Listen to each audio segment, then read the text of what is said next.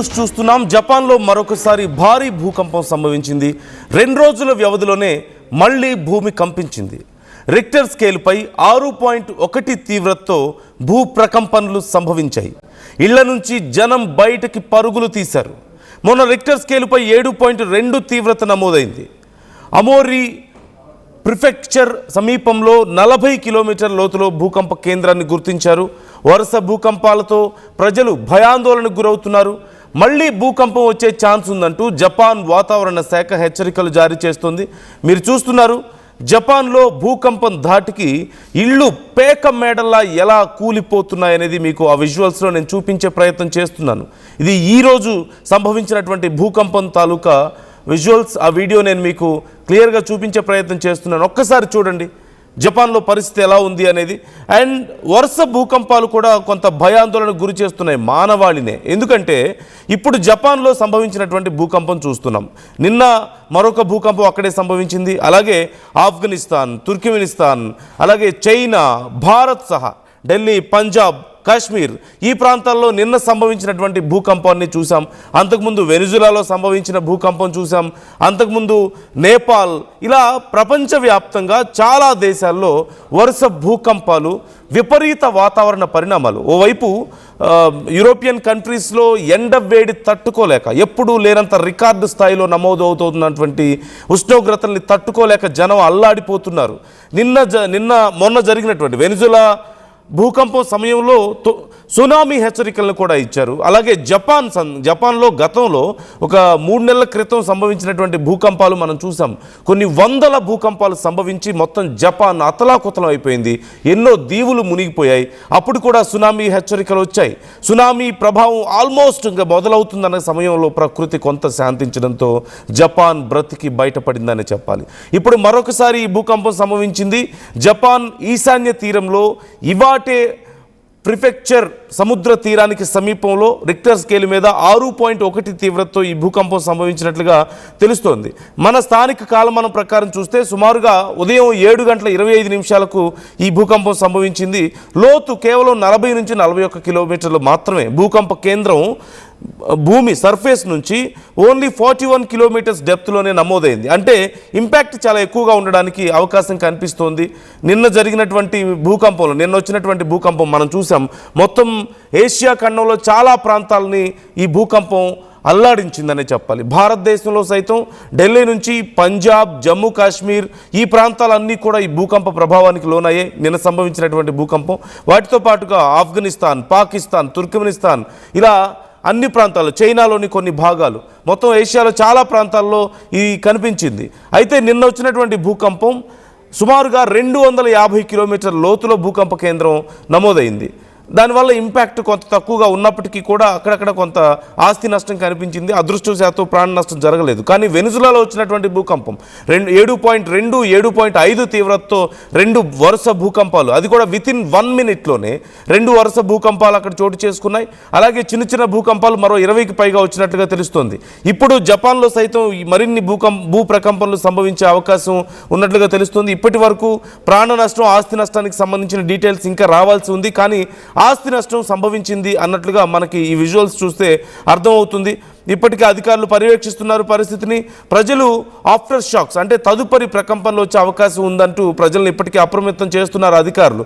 సహజంగా ఒక భారీ భూకంపం వచ్చిన తర్వాత చిన్న చిన్న భూకంపాలు మళ్ళీ సంభవిస్తూ ఉంటాయి. దాన్ని ఆఫ్టర్ షాక్స్ అంటారు. అంటే భూకంపం వచ్చిన తర్వాత మళ్ళీ చిన్న చిన్న ప్రకంపనలు రావడం. సో దీనివల్ల కూడా సహాయక చర్యలు లేట్ అవ్వడం, లేదంటే అప్పటికే డ్యామేజ్ అయినటువంటి ఇల్లు కానీ ఏదైనా పెద్ద పెద్ద కట్టడాలు మరింత డ్యామేజ్ అవ్వడం కానీ కూలిపోవడం లాంటివి కూడా చోటు చేసుకుంటూ ఉంటాయి. ఇవి కూడా చాలా డేంజరస్ అని చెప్పొచ్చు. అలాగే ఈ ఆఫ్టర్ షాక్స్ ఇంపాక్ట్ కూడా చాలా ఉంటుంది సునామీ హెచ్చరికల నేపథ్యంలో. ఇటీవల వరుసగా వస్తున్నటువంటి భూ ప్రకంపనలు ఇప్పుడు మరింత భయాందోళనకు గురి చేస్తున్నాయి. Japan Pacific ring of fire ప్రాంతంలో ఉండడం వల్ల అత్యధికంగా అక్కడ భూకంపాలు సంభవిస్తూ ఉంటాయి. కానీ చిన్న చిన్న భూకంపాలు వచ్చిపోతూ ఉంటాయి. అక్కడ ఈ కట్టడాలు కూడా దానికి తగ్గట్లుగానే చాలా లైట్ వెయిట్తో కడుతూ ఉంటారు. మనం ఇంక్లూడింగ్ పెద్దగా జపాన్ గురించి ఐడియా లేకపోయినప్పటికీ సినిమాల్లో చూసినా మనకి అర్థమవుతుంది. చాలా వరకు పేపర్తో ఆ వాల్స్ లాగా కనిపిస్తూ ఉంటాయి. చాలా లైట్ వెయిట్ వుడ్స్తో వాళ్ళు కన్స్ట్రక్షన్ చేస్తూ ఉంటారు. అండ్ భూ ప్రకంపనలకి కేవలం అవి కొంత స్వింగ్ అయ్యి ఆగిపోవడమే తప్ప కూలిపోయేలాగా ఉండవు. అంత భారీ కట్టడాలు అక్కడ ఉండవు.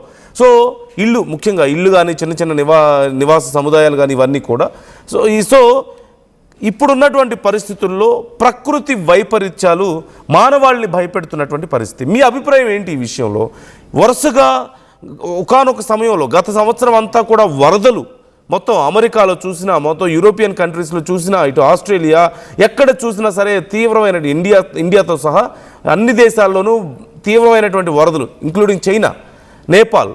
ఇప్పుడు వరుసగా భూకంపాలు. గతంలో జపాన్లో చాలా తీవ్రమైన భూకంపాలు, సునామీ హెచ్చరికలు.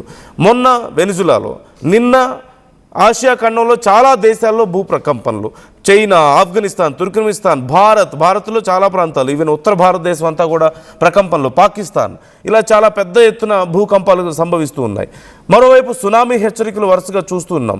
వీటన్నిటితో పాటు ఎల్నినో కండిషన్. ప్రపంచంలో చాలా దేశాల్లో ఈసారి తీవ్రమైనటువంటి కరువు. అదృష్టవశాత్తు భారతదేశం కొద్దిపాటి వాతావరణ మార్పుల కారణంగా తప్పించుకోగలిగింది ఎల్నినో కండిషన్ నుంచి. కానీ గతంతో పోలిస్తే కొంత వర్షం తక్కువ నమోదు అవ్వచ్చు అంటున్నారు. At the same time European కంట్రీస్లో ఎప్పుడూ లేనంత చాలా తీవ్రమైనటువంటి వేడి గాలులతో నానా అవస్థలు పడుతున్నటువంటి సందర్భం కనిపిస్తోంది. చాలా దేశాల్లో ఈ సంవత్సరం తీవ్రమైనటువంటి కరువు కాటకాలు ఉండబోతున్నాయి. సో మొత్తం మీద ఐ థింక్ ప్రకృతి ఏదో సిగ్నల్ ఇస్తున్నట్లుగా కనపడుతోంది. ఏదో జరగరాని ఘోరం ఏదో జరుగుతుందా అనే భయం చాలామందిలో వ్యక్తం అవుతుంది. అంటే వరుస ప్రకృతి విపత్తులు. ఒకానొక సమయంలోనేమో పెద్ద ఎత్తున వైల్డ్ ఫైర్స్ మనం చూసాం. మొత్తం అడవులకు తగిలిపడిపోయినటువంటి పరిస్థితి. ఆ తర్వాత వరుసగా సునామీలు, వరుసగా వరదలు చూసాం. ఇప్పుడు వరుస భూకంపాలు మనం చూస్తున్నాం. మరోవైపు కరువు పరిస్థితులు, విపరీతమైన వేడి గాలులు. ఎప్పుడు ఇంత వేడిని ఫేస్ చేయని అరౌండ్ 25 degrees కూడా దాటనటువంటి దేశాల్లో ఈసారి 34 degrees వరకు వేడి గాలులు వస్తున్నాయి. యూరోపియన్ కంట్రీస్ ప్రజలు నానా అవస్థలు పడుతున్నారు ఈ వేడి గాలులకి. సో అన్ని రకాలుగా ఏదో ఒక రకమైనటువంటి డిజాస్టర్ కనిపిస్తోంది. చాలా తీవ్రమైనటువంటి నష్టం కనిపిస్తోంది. సో ఈ అంశానికి సంబంధించి మీ అభిప్రాయం ఏంటి? ఏదో జరుగుతోంది, ప్రకృతిలో చాలా తీవ్రమైనటువంటి మార్పులు వస్తున్నాయి, ఒక భయానకమైనటువంటి ప్రకృతి విపత్తులు వరుసగా సంభవిస్తూ ఉన్నాయి, ఏదో సిగ్నల్స్ వస్తున్నట్లుగా కనిపిస్తోంది అని కొంతమంది అభిప్రాయం వ్యక్తం చేస్తున్నారు. సో మీకేమనిపిస్తుంది ఈ వరుస ప్రకృతి విపత్తులు చూస్తుంటే? మరొకసారి జపాన్లో చోటు చేసుకున్నటువంటి భూకంప తీవ్రతకి సంబంధించిన విజువల్స్ నేను క్లియర్గా చూపించే ప్రయత్నం చేస్తాను. అండ్ మరిన్ని చిన్న చిన్న భూకంపాలు కూడా సంభవించవచ్చు ఈరోజు అంటూ చెప్తున్నారు. సో మీ అభిప్రాయాలను కామెంట్ చేయండి. ఆ విజువల్స్ మరింత క్లియర్గా చూద్దాం.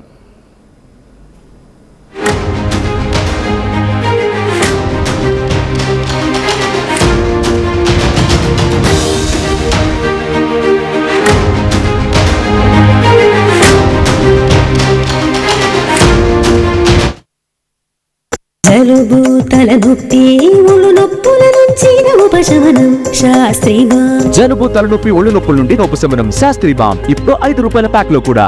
టోర్నమెంట్ కి ముందు పెయింట్ ఎలా చేస్తాం?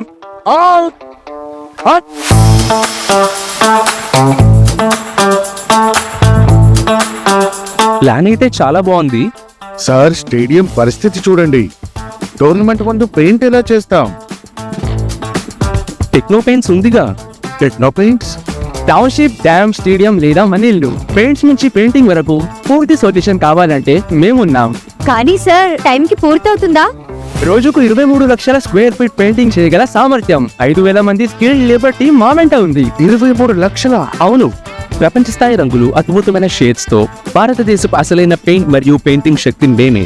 VR Techno Paints. Techno paints.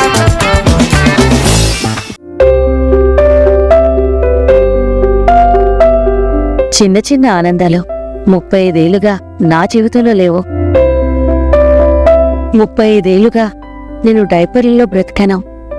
6 సెంటీమీటర్ల ఫిస్టులా నా మూత్రాశయంలో లీక్ కారణమైంది. ఎవరూ నాకు సహాయం చేయలేకపోయారు. ఏఐఎన్యూలో వైద్యులను కలిసే వరకు. అక్కడ వారు రోబోటిక్ శస్త్రచికిత్సతో నాకు పరిష్కారం ఇచ్చారు. వారు నా ఆత్మవిశ్వాసాన్ని కూడా తిరిగిచ్చారు. Precision care makes it possible. The Center for Robotic Surgery at AINU.